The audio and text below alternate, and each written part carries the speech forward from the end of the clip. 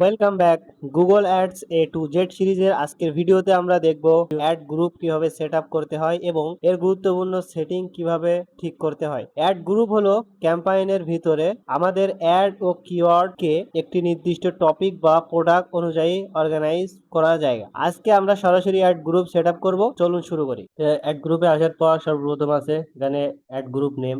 এখানে আপনি আপনার ক্যাম্পাইনের নেম দিয়ে দিবেন, যেটা দেখলে বুঝতে পারি এই অ্যাড গ্রুপ কোন প্রোডাক্ট বা সার্ভিস নিয়ে তৈরি। উদাহরণ হিসেবে আমরা এখানে ক্যাট ফুড লিখতে পারি। ক্যাট ফুড এর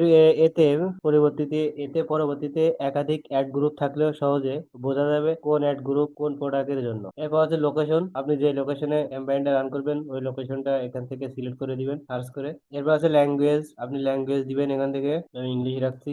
এরপর হচ্ছে চ্যানেল। তো চ্যানেলে আসলে এখান থেকে আমরা লেট মি চুজ এখানে একটা ক্লিক করব। করে আমরা যেহেতু ইউটিউব অ্যাড ক্রিয়েট করব, এর জন্য আমাদের যে প্ল্যাটফর্ম গুলো প্রয়োজন হবে সেইগুলো রাখবো। তো আমি এখান থেকে YouTube in stream, YouTube in feed, YouTube short, এই তিনটা রেখে বাকিগুলো উঠাই দিচ্ছি। আমার ডিসকভার প্রয়োজন নাই, Google mail, Google display network, map, এগুলোতে দেখাবো না। তো এই তিনটা আমরা একটু দেখি এই তিনটা আসলে কি, এই তিনটা অ্যাড কখন কাজ করে। প্রথম আছে ইউটিউব ইন স্ট্রিম। এই অ্যাডটা হলো, আমরা যদি একটু ইউটিউবের ভিতরে আসি, তো এখানে ইউটিউব ইন স্ট্রিম এই অ্যাডটা হচ্ছে আমরা যখন একটা ভিডিওতে ক্লিক করব, এখানে দেখেন আমরা যখন একটা ভিডিওতে ক্লিক করব, ক্লিক করার পর যে অ্যাডটা আসে এটাকে বলা হয় in YouTube in stream add. এবং এখান থেকে যদি আমরা বের হয়ে যাই, বের হয়ে আমাদের ইউটিউবের ভিতরে থাকা অবস্থায় যে অ্যাড গুলো দেখা যায়, যেমন এই একটা অ্যাড, এটাকে বলা হয় ইউটিউব ইন ফিড অ্যাড। এবং আরেকটা অপশন আছে, সেটা হচ্ছে ইউটিউব শর্ট। ইউটিউব শর্ট এর অ্যাডটা দেখতে হলে আমাদেরকে শর্টে আসতে হবে। শর্ট ভিডিও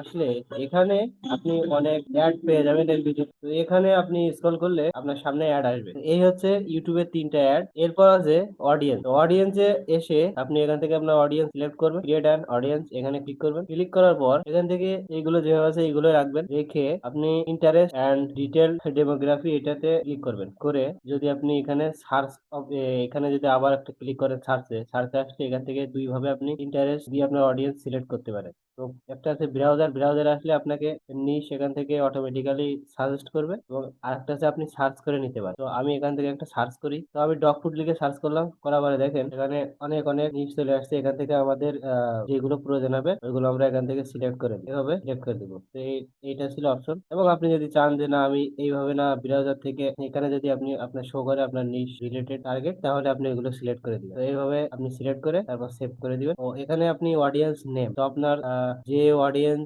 এখান থেকে আপনি আপনার অডিয়েন্স নেমটা দিয়ে দিবেন, দিয়ে তারপর সেভ দিবেন। এরপর এখান থেকে আসে আপনার অ্যাড ইউআরএল অপশন। এইটা মূলত ট্র্যাকিং এর জন্য দিতে হয়, তো এটা আমরা স্কিপ করব। করার পর আজকে ভিডিওতে আমরা অ্যাড গ্রুপ কি এবং কিভাবে এটা কিভাবে একটি অ্যাড গ্রুপ সেট আপ করতে হয় সেটা শিখলাম। মনে রাখবেন, একটি ভালো অ্যাড গ্রুপ স্ট্রাকচার আপনার ক্যাম্পাইনকে আরো অপটিমাইজ এবং রিলেভেন্ট রাখতে সাহায্য করে। পরবর্তী ভিডিওতে আমরা অ্যাড অ্যাকশন নিয়ে বিস্তারিত কাজ করব, সেটা দেখবো কিভাবে হেডলাইন, ডিসক্রিপশন এবং অন্যান্য অ্যাড অ্যাসেট ব্যবহার করে একটি ইফেক্টিভ অ্যাড গুগল অ্যাড তৈরি করতে হয়। তাই পরবর্তী ভিডিওটি অবশ্যই দেখবেন। Google ads A to Z play লিস্টের সাথে থাকুন। ধন্যবাদ, দেখা হবে পরবর্তী ভিডিও।